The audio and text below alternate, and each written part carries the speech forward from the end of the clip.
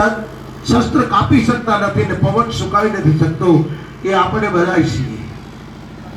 તમારી અંદર આત્મા એ જ મારી અંદર છે. તમારા મારા શરીર જુદા છે. આ કોઈ સ્ત્રી નથી, કોઈ પુરુષ નથી. વાસનાના વસ્ત્રો પહેર્યા છે આપણે. ઋગ્વેદનો મંત્ર છે 56મો 26મો અધ્યાય 9મો શ્લોક. એતા મનુષ્યાણામ સંતાનામ મહાપુરુષો સંગે આત્મનિર્ગુણો સાબિતોમ તચ્છ.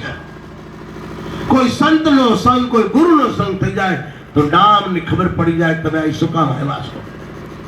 નામ સમો કોઈ સંગ નહીં, ગુરુ નહીં, પરમાત્મા જ્ઞાન એસો માનવ જન્મ જો મિલે ન બારંબાર.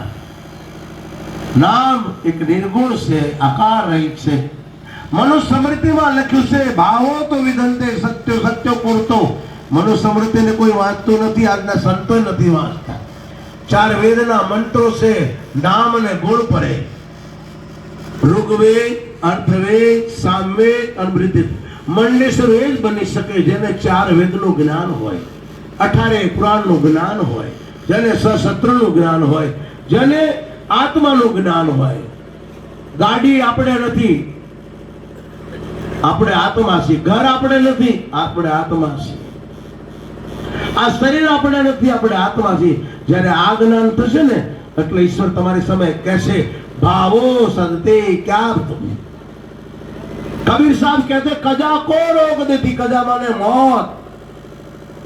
बुलंद कर भक्ति इतनी घर कजा से पहले बंदे से भगवान पूछे तेरी मर्जी क्या है, क्या चाहता है तू.